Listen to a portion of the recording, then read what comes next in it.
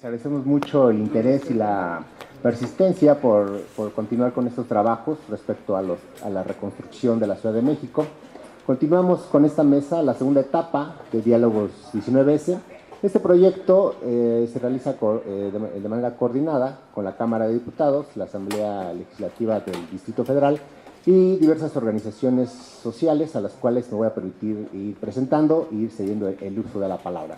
Como ustedes saben, o la mayoría del público sabe, el pasado viernes tuvimos la primera sesión o la primera fase de este proceso de consulta mediante un foro de expertos. En ese foro nos acompañaron académicos, funcionarios, personas interesadas en el proceso de reconstrucción de la Ciudad de México y tuvimos ya una serie de conclusiones y de observaciones respecto a lo que hace falta para acelerar la reconstrucción. Algunos dirían para enderezar el proceso de reconstrucción en la Ciudad de México. En esta mesa le vamos a presentar una serie de conclusiones de lo que ocurrió en ese foro del pasado viernes, para posteriormente pasar a las mesas de discusión que están ya instaladas en este escenario, en las cuales pues, las personas directamente afectadas o que han padecido algún problema respecto de la reconstrucción podrán expresar sus opiniones, podrán expresar los problemas que han enfrentado y al mismo tiempo, si eso fuera posible, vamos a recoger las propuestas que ustedes tengan para justo enderezar el proceso o reconducir el proceso de reconstrucción. De esta manera estamos conjuntando la visión académica con la visión de los funcionarios, con la visión de las personas que están directamente afectadas o que están directamente trabajando en la calle la reconstrucción. Además, tenemos una consulta en internet, a todos están invitados para que participen en esta consulta. Todas aquellas personas que hayan tenido alguna afectación pueden entrar al sitio www.dialogos19s.mx. En ese sitio hay un formulario para que todas aquellas personas que tengan algún problema con la reconstrucción, que tengan alguna propuesta para cómo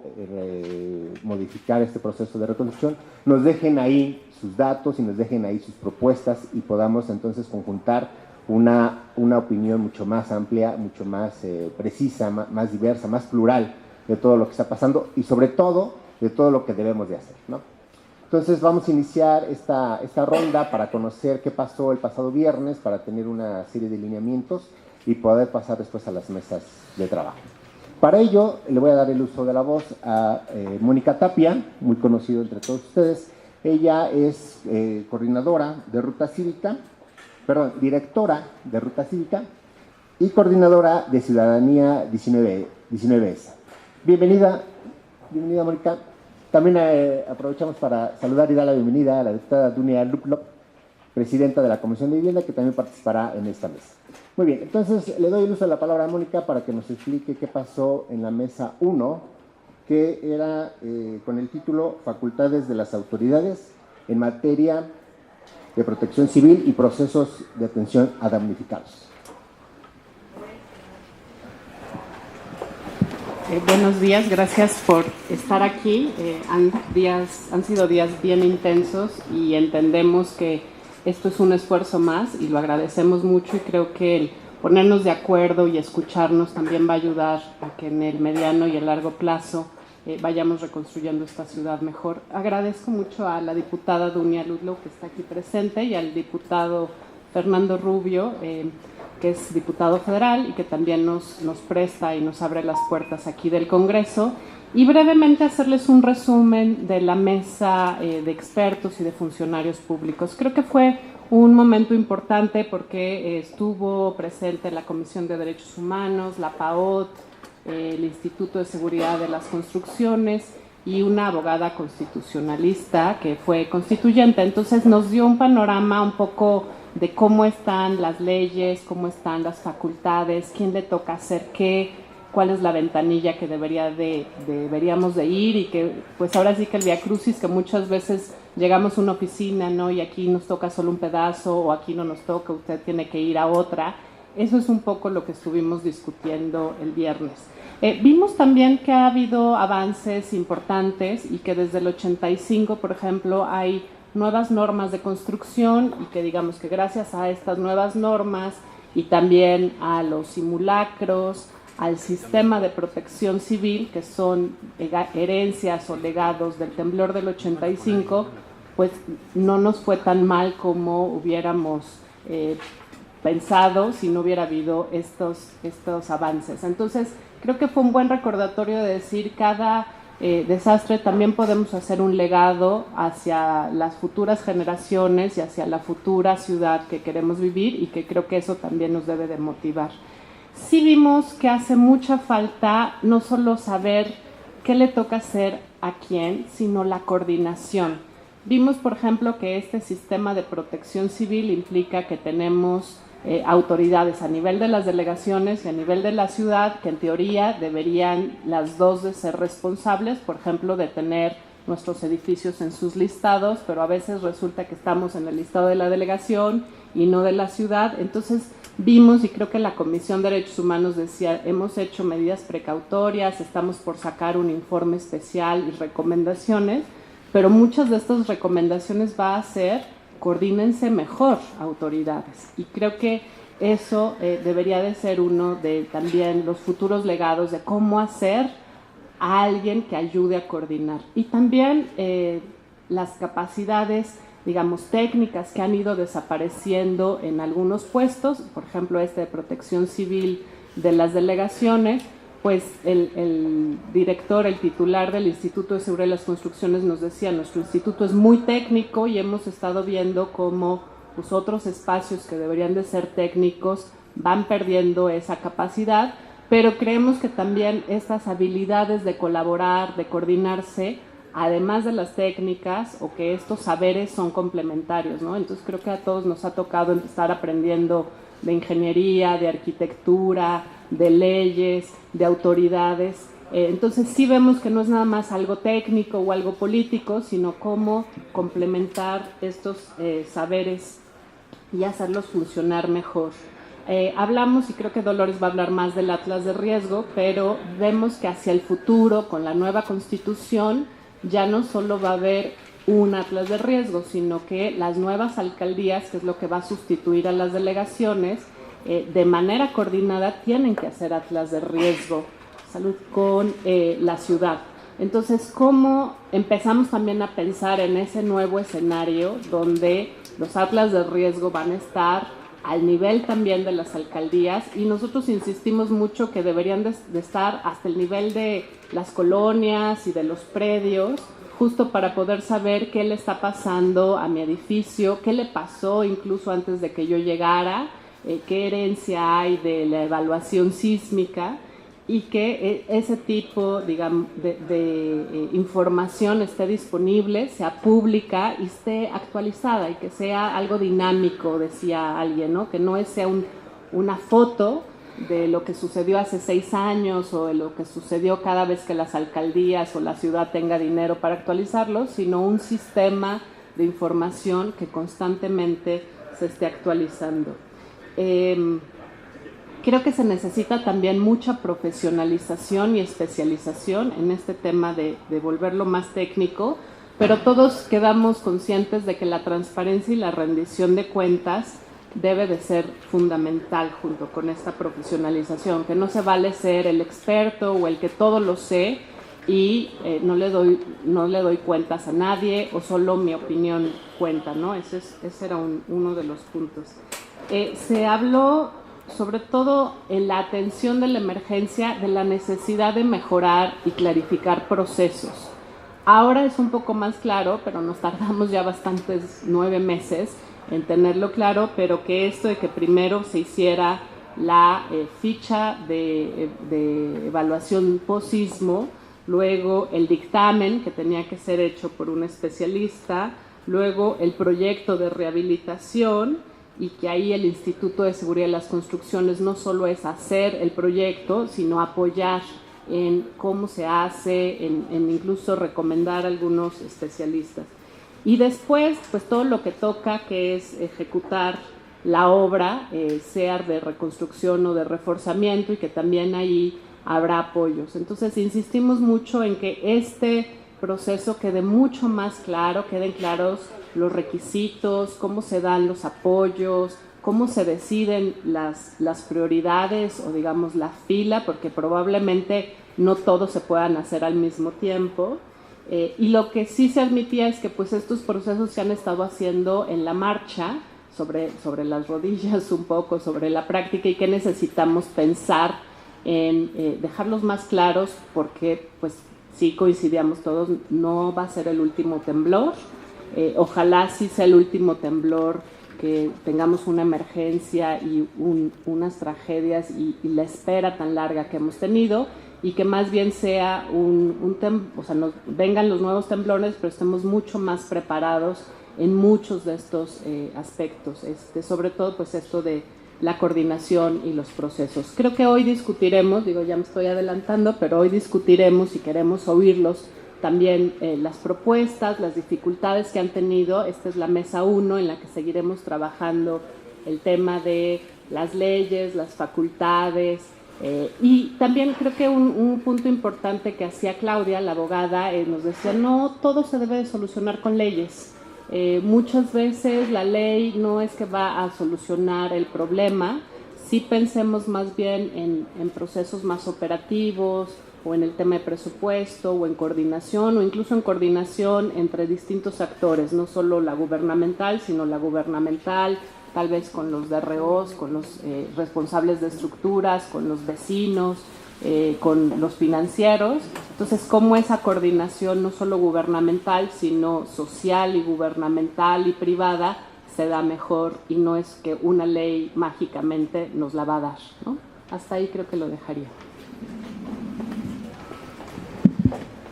Agradecemos mucho la intervención de Mónica Tapia,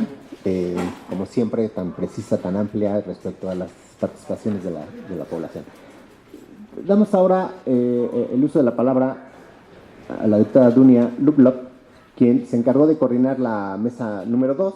La mesa número 2 se llevó como título Censos y funcionamiento de la Comisión de Reconstrucción. Ella justo nos dará un resumen de lo que pasó en esa mesa de trabajo.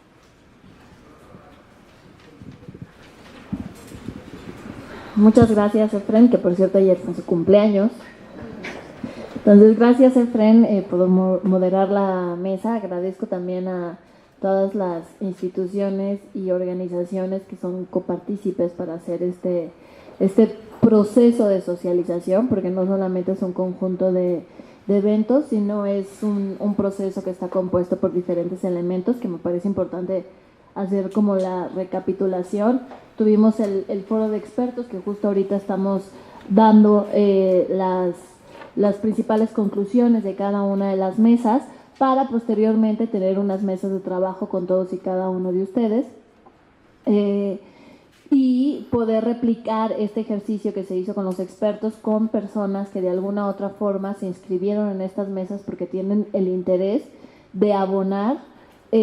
a una mejor construcción de propuesta, ya sea para modificar la ley de reconstrucción o para entregar un documento que sea útil tanto a la administración actual como la que viene, ¿no? Entonces,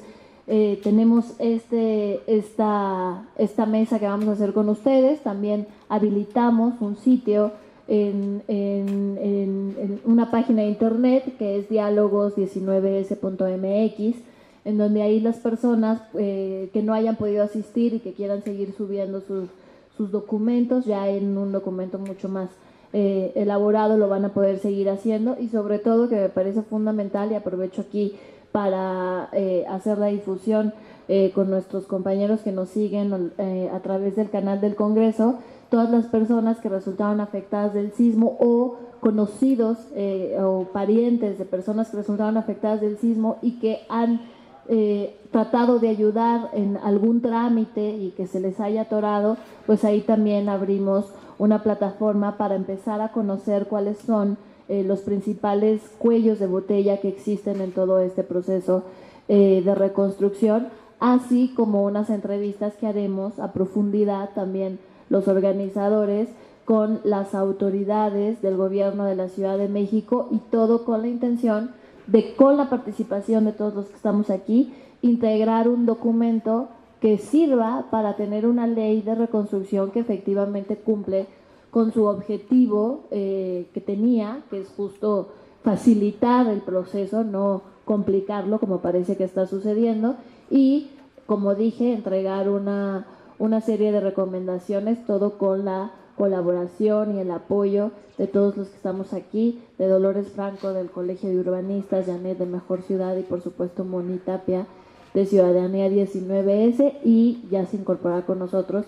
el diputado Fernando Rubio, que además es integrante de la Comisión Especial para la Reconstrucción aquí en la Cámara de Diputados. Entonces, justo a mí me toca, en este contexto, en todo este proceso en el que al final todos los que estamos aquí somos parte, y también quienes nos escuchan y quienes vayan a colaborar en esta plataforma, me toca decir cuáles son las conclusiones de la mesa 2, con la intención de quienes estén en esta mesa, en la mesa que tenía que ver con los censos y la Comisión de Reconstrucción, pongamos en contexto las conclusiones de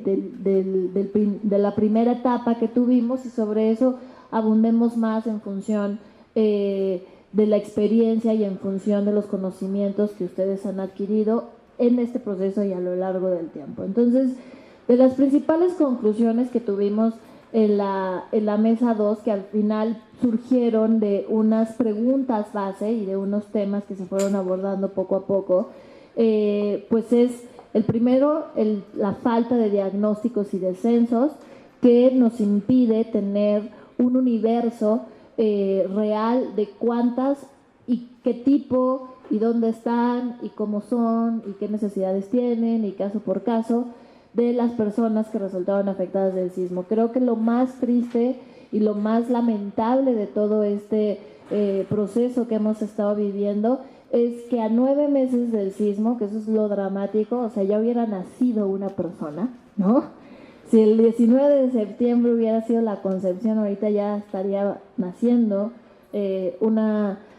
persona. Me parece increíble que a 9 meses del sismo no tengamos el diagnóstico y no tengamos el censo que nos permita saber cuál es el universo de personas, de daños, de afectaciones en infraestructura, en escuelas, en viviendas, en negocios y demás, que tenemos que dar una respuesta como autoridad. Eso realmente es muy lamentable, porque sin ese diagnóstico, sin ese censo, realmente no se puede garantizar que se le va a dar una atención oportuna y debida a todas las personas que fueron afectadas por el sismo del 19 de septiembre, y también dar esta posibilidad y esta oportunidad de construir una ciudad pues cada vez más segura, ¿no? Como hay muchas ciudades en el mundo que tienen mucho más riesgo que la Ciudad de México, ¿no? Y a pesar de eso tienen sus edificios gigantes, ¿no? Muy altos, y cada vez que hay temblores mucho más fuertes de los que hay en la Ciudad de México, estamos hablando de incidentes menores, que es a donde todos deberíamos de aspirar y a donde todos deberíamos de imaginar que es posible tener a nuestra ciudad, porque si hay ciudades en el mundo que pueden, pues a mí me parece que también los mexicanos podemos. Y en ese sentido pasamos al siguiente tema, que es todo lo que tiene que ver con el Programa Integral de Reconstrucción. Una vez que tenemos un diagnóstico, con este diagnóstico, como sucede también con las cuestiones médicas, una vez que sabes y tienes todos los estudios para saber cuál es la enfermedad, pues viene el tratamiento, y en este sentido pues es el Programa Integral de Reconstrucción, que de las principales conclusiones que se dieron ahí es, uno, pues necesario tener un programa integral de reconstrucción estructurado, ¿no? Con todos los elementos que tiene que tener una política pública, en este caso, que se construya con la participación de todos. Creo que uno de los principales problemas, y que además se dijo en reiteradas mesas del foro anterior, es que la mayor parte de las decisiones, o si no es que todas las decisiones con respecto a la reconstrucción, se han tomado de manera súper, hiper vertical. sin la participación de la gente, sin el conocimiento de la gente. Así fue como se procesó la ley de reconstrucción, así fue como se procesó el presupuesto de egresos de la Ciudad de México. Jamás se les preguntó, yo soy legisladora, yo estaba ahí, jamás se les preguntó a las autoridades de la ciudad qué necesitaban, o a la Comisión de Reconstrucción qué necesitaban y cuántos recursos necesitaban para poder operar lo que les da, las facultades que le daban en la ley de reconstrucción, ni tampoco se tuvo reuniones con los colectivos de damnificados y personas que resultaron afectadas del sismo. Y lo mismo con todas las decisiones que hasta ahora ha tomado la Comisión de Reconstrucción en sesiones que hay que decir que tenían que ser públicas, que tenían que ser abiertas, y hasta ahora pues hemos sabido muy poco de ellas. Entonces, uno de los principales elementos que tiene que tener este programa, y creo que también tenemos que abonar en exigir eso, es que se escuchen las voces de los actores involucrados, porque es la manera en la que se va a enriquecer ese programa de reconstrucción sin que tenga una visión parcial o una visión sesgada, que solamente está abriendo una perspectiva. No es un tema ni siquiera electoral, no es un tema político, es un tema de la lógica. Cuando uno está en un lugar de la cancha, solamente puede ver ese lugar de la cancha. Punto. Pero si escuchamos al que está allá, al que está allá, al que está allá, tenemos más visiones que nos permite tomar mejores decisiones, y en ese sentido creo que es fundamental que si ya estamos hablando y el comisionado está hablando de que vamos a tener un nuevo programa integral de reconstrucción, ahora sí bien hecho, porque parece que esa fue la nota del evento anterior, está muy bien. Esperemos que antes de sacarlo haya esta convocatoria con organizaciones de sociedad civil, con colectivos de afectados y con actores que han estado involucrados en todo este proceso de reconstrucción, para que sea un programa a la altura de las necesidades y a la altura de la gran tragedia que ha vivido esta ciudad. Entonces, necesitamos este programa, que es fundamental, porque es un programa que nos tiene que ayudar a recuperar la confianza que no se tiene ante las autoridades. El día de ayer tuvimos una reunión de varios damnificados con autoridades, y ese justo es el reclamo, la falta de respuesta, la falta de confianza, porque al final no se ha garantizado un debido proceso, que ya platicó muy bien Mónica, y que me lleva al tercer punto de conclusiones, que es lo que se necesita para tener una comisión de reconstrucción que efectivamente sirva, que sea esta ventanilla que canaliza y que coordina el trabajo de todas las autoridades, y que efectivamente garantiza que se le dé atención a las personas que resultaron afectadas del sismo. Entonces, ahí en la mesa se dio un consenso de que esta comisión tiene que ser una comisión fortalecida, como una especie de cabeza de sector, que tenga los suficientes dientes y, si es posible, sanciones para poder coordinar a las diferentes autoridades, y que en el caso de incumplimiento, como parece que ha habido en todos los sentidos, en la falta de los censos que tiene que hacer cada una de las dependencias, en la falta de transparencia en cuanto a las reglas de operación y cuáles son los procedimientos de los programas que están sacando con el tema del sismo, en la falta de dar minutas y de dar comprobantes o folios o seguimientos en el cual las personas que están haciendo un trámite puedan dar seguimiento, ¿no? Una serie de cuestiones que las dependencias no están haciendo, y en este sentido la Comisión de Reconstrucción, como coordinadora, pues debería de tener ahí un cierto margen para que las autoridades atendieran oportunamente, porque 9 meses yo creo que sí valdría la pena que una de las investigaciones que hiciéramos y que pudiéramos incluir en este documento es no solamente hacer honor y pues con gran tristeza recordarlos a las personas que lamentablemente murieron el 19 de septiembre, las 228 personas que fallecieron, sino creo que valdría la pena hacer un recuento de todas las personas que han fallecido a lo largo de estos 9 meses y en este proceso, sobre todo los adultos mayores que de alguna u otra forma se les ha obligado a vivir en las calles, y por vivir en las calles hay muchas personas que están perdiendo la vida todavía. Vienen las lluvias,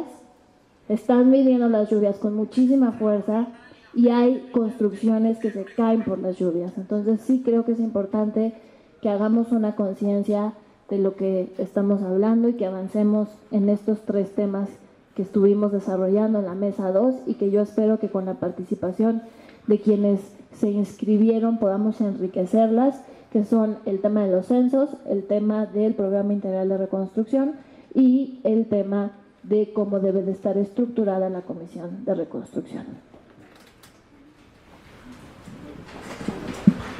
Agradecemos mucho la intervención de la diputada Dunia Lublop, que como siempre pone gran énfasis en los problemas, en los temas que se deben de resolver.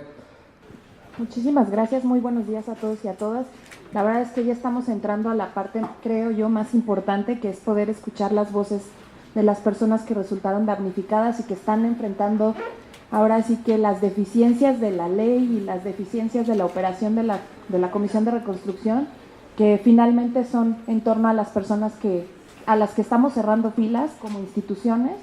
para de alguna manera no solamente honrar la memoria de las personas que lamentablemente fallecieron hace 9 meses, sino para honrar el compromiso que tenemos como profesionales del sector de hacer mejor las cosas, de comprometernos, y se mencionó mucho en la mesa 3 el día viernes cómo podemos hacer que esta solidaridad que se vio en las calles para atender a los damnificados, que fue solidaria, desbordada, de mucha gente que salimos a las calles sin saber cómo ayudar, pero con este ánimo de querer contribuir, ¿cómo podemos hacer que esta solidaridad se convierta en un esfuerzo de largo aliento, ¿no? Varios de los especialistas mencionaban que sería conveniente que nos hiciéramos el propósito de adoptar un damnificado y poder de alguna manera todos los profesionales del sector irlos ayudando a que puedan de alguna manera acceder a todos estos procedimientos que muchas veces resultan confusos y que no permiten que accedan a los recursos que están disponibles, y que de alguna manera también estamos intentando redirigir para las prioridades que sean más estratégicas en función de lo que un censo determine que se requiera. Reiterar el llamado que hicimos a las autoridades respecto a que la emergencia ocasionada después del sismo del 19S no ha pasado, la emergencia sigue en las calles y, como bien lo comentó la diputada Dunia, muchos damnificados la siguen enfrentando de una manera más crítica por el inicio de las lluvias. Entonces, me gustaría dejar ese comentario al margen como un paréntesis y como un compromiso gremial del Colegio de Urbanistas de México de seguir apoyando y de seguir contribuyendo de la manera que tenemos con nuestro saber para que de alguna manera las cosas pasen y cambien en esta ciudad. En la mesa 3 básicamente se habló de 3 cosas que las voy a decir muy breves. Una, se habló que actualmente no se cuenta con un censo de qué estado guarda la infraestructura en la ciudad. Todos estamos asumiendo que la ciudad no tuvo afectaciones en términos de infraestructura, pero no sabemos cómo están las redes de agua potable, de drenaje, de alcantarillado. No sabemos en tema de alumbrado público, en tema de electricidad, en tema de redes de movilidad. Entonces se sugirió terminar con los censos que se están realizando en la materia, tomar las lecciones aprendidas de cómo se repararon las infraestructuras en el sismo de 85 y poder de alguna manera mejorar los procedimientos que se detonaron en cada institución para de alguna manera adoptar las mejoras constructivas de estas lecciones y, por supuesto, asignar el presupuesto en función de las prioridades que se tengan y no estar asignando presupuestos sin tener claro qué infraestructura es vital para la operación de la ciudad. En el tema del atlas de riesgo se habló sobre la necesidad de replantearlo. Creo que en términos ciudadanos ya se sabe que hay un instrumento que nos dice si nuestra casa o si nuestra colonia está ubicada en una zona con riesgo sísmico o no. Está disponible en internet. Se dio ese avance porque antes los ciudadanos no sabíamos que existía este instrumento. Se habló de la necesidad de replantear el contenido del mismo para hacer que cualquier ciudadano se pueda meter y pueda de una manera muy sencilla y muy simple saber qué riesgos tiene su colonia y saber también cómo puede mitigarlos. Es decir, tengo mi mochila de emergencia, pero ¿qué más puedo hacer si mi casa, además de ubicarse en una zona de riesgo sísmico, se ubica en una zona de riesgo por inundación? Bueno, Se va a trabajar en el sentido de canalizar esfuerzos para que este nuevo atlas contemple instrumentos que nos permita también prepararnos y que de alguna manera ayuden a que cuando surja una emergencia, porque tenemos que vivir con la certeza de que van a venir más emergencias en esta ciudad, aprendamos a gestionarnos de una manera eficiente, eficaz y que nos permita incluso colaborar para que la ciudad se recupere en el corto plazo, ¿no? Esa es la constante. Y en el tema de prevención, y creo que en este 19 de junio es muy significativo el que lo podamos reflexionar. Se habló incluso, por ejemplo, de impulsar que cada 19 suene la alerta sísmica en un horario determinado, en el que nosotros como ciudadanos recordemos que es inminente que va a venir otro sismo. No es un tema de vivir con miedo, sino es un tema de incorporar el riesgo a nuestra vida y de alguna manera reentrenarnos y cambiar esta sensación de miedo que tenemos cada vez que suena la alerta a una nueva condición que nos permita reaccionar. Entonces se planteó esa iniciativa, se planteó la necesidad de trabajar en la aceptación y volver a repetir que los riesgos en la Ciudad de México son inminentes, que pueden pasar hoy, que pueden pasar mañana o que pueden pasar en un mes, pero que tenemos que aprender a generar las condiciones de seguridad que requerimos para vivir en esta ciudad. Necesitamos también reaprender que el esfuerzo es constante. ¿Eso qué quiere decir? No nada más tengo mi mochila de seguridad para este mes. Me ocupo de que cada 19 yo revise que esa mochila está en estado que me permita de alguna manera enfrentar una emergencia si lamentablemente mi vivienda se ve colapsada ante otro sismo. Y por supuesto que también hablaron sobre la necesidad de cómo me coordino yo con mis vecinos para gestionar condiciones de seguridad en mi colonia. No es nada más cómo yo me puedo garantizar condiciones de seguridad con mi familia a través de un plan de emergencia, sino también cómo amplío esa célula de seguridad hacia otros miembros, no solamente de mi familia, sino a otros vecinos, hacia mi colonia, hacia mi barrio, hacia mi pueblo, y así garantizo que la ciudad tiene cobertura de más redes ciudadanas que protegen y que garantizan condiciones de seguridad en el territorio. Se planteó también, por ejemplo, la necesidad de distribuir una cartilla de riesgo, así como tenemos una cartilla de vacunación, donde todos sabemos para qué estamos protegidos o con qué vacunas contamos, que podamos tener una cartilla en donde podamos identificar nosotros qué riesgos hay en nuestra colonia y nos sirva para ubicar puntos de seguridad, para ubicar teléfonos de emergencia, para ubicar planes y protocolos que tenemos que aprender junto con nuestra familia y nuestros vecinos. Un poco lo que se trata es de rediseñar nuestro quehacer en la ciudad de manera tal que podamos reaccionar mejor ante una emergencia. Lo que me gustaría, con el comentario con el que me gustaría cerrar, es con la necesidad de dar continuidad a los esfuerzos que ya se han realizado y, por supuesto, con un tema que me parece fundamental, que es cómo ampliamos la red solidaria todo este tiempo y seguimos trabajando para ayudar a los damnificados. Creo que ese es el eje rector de los diálogos 19S y creo que es entre los técnicos de esta mesa un quehacer compartido. Les mando un saludo. Muchas gracias. Gracias, maestra Dolores Franco, te agradecemos mucho tu participación y le damos ahora el uso de la palabra a Janet de Luna. Ella es coordinadora de proyectos en Mejor Ciudad y estuvo a cargo de la mesa de financiamiento de la reconstrucción. Muchas gracias y gracias a todos los que participan aquí. Me da mucho gusto ver a gente que estuvo el viernes para que pues verdaderamente sea un proceso de diálogo, ¿no? Desafortunadamente no tuvimos tiempo de hacer preguntas y respuestas en este evento, pero creo que este es un gran momento para complementar las ideas y que ustedes nos digan también qué piensan sobre lo que los especialistas trajeron. Voy a hacer un resumen muy rápido porque hoy lo importante es escucharlos a ustedes sobre los principales puntos que se hablaron en la mesa 4 de financiamiento, y agradezco de antemano a los que se inscribieron para participar en este eje que sin duda es fundamental. Iniciamos la conversación hablando sobre el financiamiento de vivienda, de reemplazamiento y reforzamiento de vivienda, y se habló mucho de que no todos los costos y también no todos los apoyos son monetarios, ¿no? O sea, los costos de reconstruir una vivienda, además de por supuesto, el recurso monetario, pues también tienen que ver con los costos administrativos, los costos de acceder a la información. O sea, todas estas son barreras que se van acumulando y que van haciendo más difícil encontrar las soluciones a las necesidades de los damnificados. Y también, del otro lado, no todos los apoyos tienen que ser en recursos, ¿no? También hay, por ejemplo, el hecho de que haya facilidades administrativas para empezar los proyectos de reconstrucción de quienes ya pudieron integrar un proyecto, pues también significa un ahorro importante que puede hacer viables los proyectos. Se habló mucho de que no hay un modelo único que atienda las necesidades de todos los damnificados. Por las características propias, tanto de las personas como de las viviendas, pues se necesita tener la capacidad de dar diferentes tipos de programas y de estrategias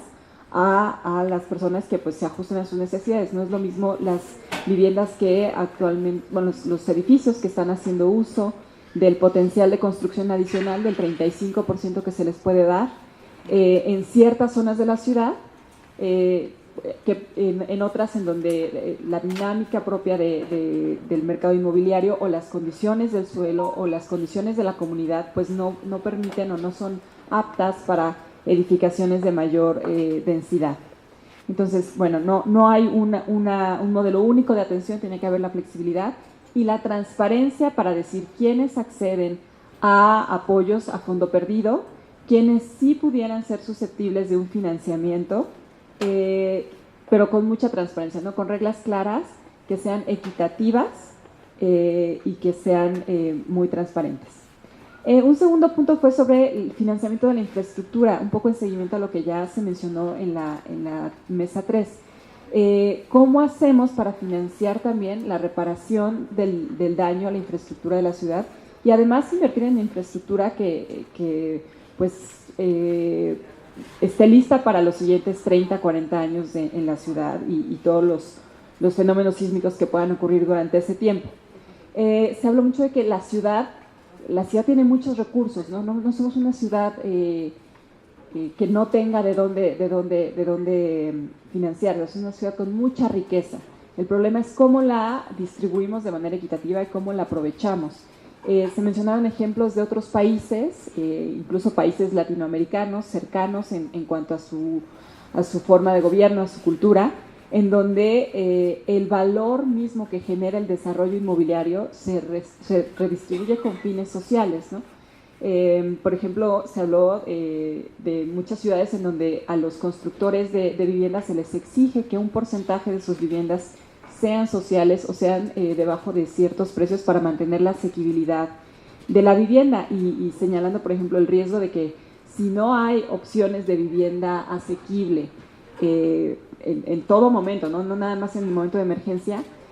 pues el deterioro de las viviendas existentes, o sea, es como con un coche, ¿no? A lo mejor te quedas usando un coche durante 20, 30 años cuando el coche pues ya no es apto para la ciudad, o a lo mejor ya está contaminando mucho y ya hay otras tecnologías que podrían mitigar esas emisiones, pero si no tienes cómo comprarte otro coche o no tienes opciones de transporte público, pues te quedas y sigues usando tu carcacha y la ciudad se llena de carcachas, ¿no? Lo mismo puede ocurrir con las viviendas, ¿no? Si no hay programas y no hay acceso efectivo a vivienda de un precio accesible para toda la población, pues nos quedamos viviendo en viviendas que a lo mejor ya cumplieron su ciclo, que fueron construidas en un tiempo en el que la normatividad pues no era tan estricta, y eso significa un riesgo para la ciudad, para las personas que lo habitan, por esa falta también de acceso a nuevas opciones de vivienda. No se va renovando el parque habitacional como debería. Y finalmente creo que hubo un consenso sobre la importancia de invertir en prevención. O sea, cada peso que no se invierte en tener atlas de riesgo, en tener protocolos, en tener buenas edificaciones, se vuelve 10 pesos a la hora de la emergencia, ¿no? Se multiplica las necesidades de recursos si nos esperamos a reaccionar ante una emergencia, en vez de lo que hubiera costado prevenir e invertir a tiempo en las acciones necesarias para estar listos ante los embates. Entonces, bueno, hablamos de inversión, de cómo financiar la vivienda, ¿no?, de acuerdo a las características de las personas y de los inmuebles afectados, cómo financiar la infraestructura que necesita la ciudad para ser verdaderamente una ciudad más resiliente, y de la inversión en el largo plazo, ¿no?, en la prevención y en preparar a la ciudad para, como ya se dijo muchas veces, la certeza de los próximos sismos que vengan en los próximos años. Yo con eso me quedaría. Gracias, Janet. Agradecemos mucho tu participación. Y bueno, hubo una quinta mesa que se dedicó a transparencia y rendición de cuentas. Lamentablemente en esa mesa pues no hubo muy buenas noticias, que digamos. La mayoría de los comentarios y de los diagnósticos que ahí se ofrecieron pues apuntaban justo a lo contrario, que hacía falta una mayor transparencia, que la falta de coordinación de las autoridades hacía que fuera muy difícil saber exactamente hacia dónde se están dirigiendo los recursos. No hay posibilidades de identificar prioridades en el proceso de reconstrucción y por lo tanto no es posible saber si los recursos se están asignando de manera eficiente, si de verdad se están llevando los recursos a donde tienen que llegar. Al mismo tiempo se señaló, bueno, pues que había una sospecha muy fundada de un mal uso de los recursos por parte de la Comisión de Gobierno de la Asamblea, en la cual incluso dio pie a una rectificación en el presupuesto de egresos. Todos estos procesos, todas estas situaciones pues hacen que no haya claridad, y ante la falta de claridad pues se deja espacio para la sospecha. Finalmente, en la mesa de transparencia todo el mundo se preguntaba en dónde estaban los recursos de las donaciones extranjeras, ¿no? ¿Dónde estaban los recursos que la gente donó? Entonces, por eso comentaba yo que no había exactamente más bien había muy malas noticias. La plataforma que supuestamente es un instrumento en el cual se tenía que coordinar la atención y se tenía que ofrecer la información de los recursos, pues es una plataforma que no funciona, según se dijo en esta mesa, no muestra los resultados que se hayan conseguido, está constantemente cambiando el número de inmuebles, la ubicación de los propios inmuebles, y entonces pues una de las funciones básicas de esta mesa es que se modifique esa plataforma y que de verdad cumpla con los requisitos que están establecidos en la ley. En esta mesa pues se concluyó que básicamente hay que empezar de cero, hay que iniciar desde definir exactamente cuáles son las prioridades, cuáles son los indicadores que se deben de desarrollar, para que con función de esas prioridades y de esos indicadores entonces sí haya un ejercicio efectivo de transparencia. Prácticamente hay que iniciar de cero la rendición de cuentas, porque tampoco es posible, si no hay transparencia, pues tampoco es posible construir un espacio o instituciones o mecanismos para la rendición de cuentas. Yo creo que en estas mesas que hoy estamos por iniciar, pues seguramente vamos a profundizar el diagnóstico que se hizo desde el punto de vista de los académicos y desde el punto de vista de los funcionarios y las personas que están coordinando los trabajos de la reconstrucción.